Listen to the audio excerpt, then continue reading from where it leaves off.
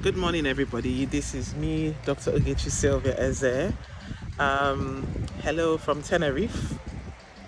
Um, I want to talk about postnatal depression and depression in women.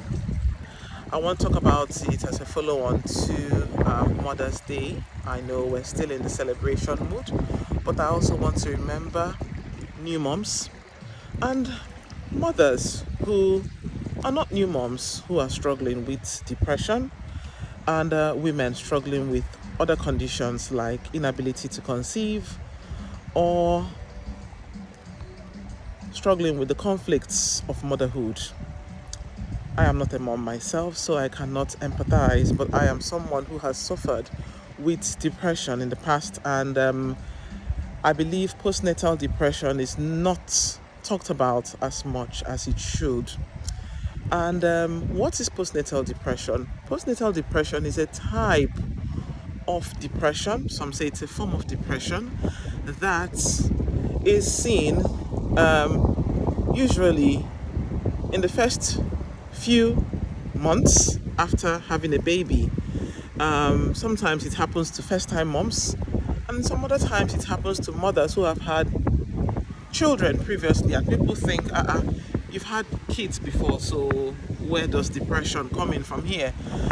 And I really want to talk about this because I want us to learn to be kinder to mothers and to be much more understanding and to ask questions. Postnatal depression is a hidden epidemic responsible for a lot of morbidity. So when I say morbidity, sickness and also mortality. So if you look behind me, that's the sea. Tenerife is one of the islands off the coast of West Africa, but politically belongs to Spain. So postnatal depression presents sometimes in the first month or 3 months after pregnancy. Usually in the first weeks, it's called postnatal blues. And this is when, people, I'm a Nigerian, and in my culture, as an Igbo girl, we have a culture called Omugwo, where the mother of the bride comes to help her with taking care of the baby. I know the times my mom had my siblings, the house would always be full. There was always somebody carrying the baby, somebody who will bathe the baby, and the baby was always only given to my mom to breastfeed and to cuddle. So my mom had people around. But then you find that even in such situations, some women still suffer depression. And what are the causes? It could be that there has been an underlying depression, but then in some mothers who have never had depression before, it could be the stress of carrying a baby for 9 months. Your body changes, the pain in the back, the legs swelling. It could also be due to hormonal changes, and it could also be due to a reduction in serotonin and maybe other coexisting conditions. For example, a woman who is already struggling with like back pain or struggling with blood pressure or diabetes, other conditions that are making this woman think. And then also socioeconomic conditions. Is there money to take care of this child? Is she a struggling single mom? Is there a history of domestic violence at home? These are the things that could be the risk factors for postnatal depression. What are the symptoms? I'll talk about signs and symptoms. So the signs and symptoms are mostly the signs and symptoms of depression on its own, which include lack of enjoyment in activities you enjoyed previously, what we call in medicine anhedonia, ruminating and being open to negative thoughts, and feeling this persistent low self-esteem, and sadly suicidal thoughts. And that's why I'm talking about this, because I want us to start asking questions. Let's not assume that every mother we see is having the time of her life, is enjoying herself. There are mothers who are struggling with depression. So, and this is one of the questions we ask mothers who come to the GP surgery.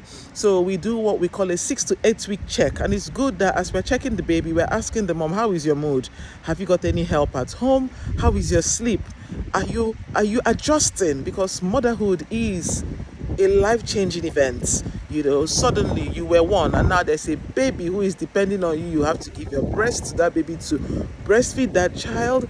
The uterus that is going to involute the pain, be it cesarean section, the healing scar, be it the sore vagina, vulva. Some women have got tears and they're dealing with it.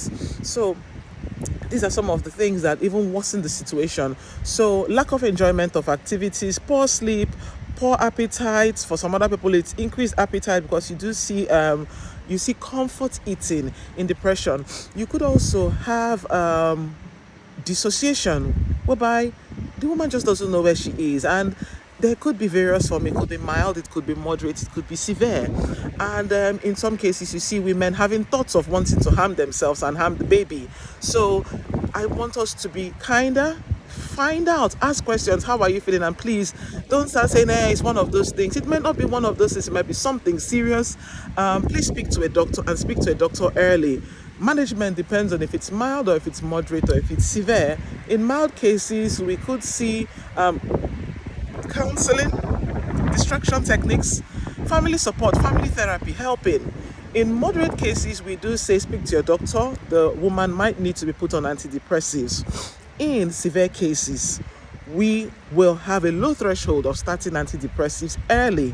And she would also need counseling as well. So as we celebrate Mother's Day, please make our time to ask our mothers, how are you doing? How are you really doing? Take time, sit with her and ask, is there any way I can help? Sometimes they don't really know what it is that you can do for them. And if you have any concerns about postnatal depression, please seek urgent medical help. Let us take time to save the lives of our mothers and encourage our mothers to enjoy the experience of motherhood. Once again, happy Mother's Day to all our mothers and to all our intending mothers. I hope we have a very beautiful celebration. This is me signing out from Tenerife. I'm gonna have fun.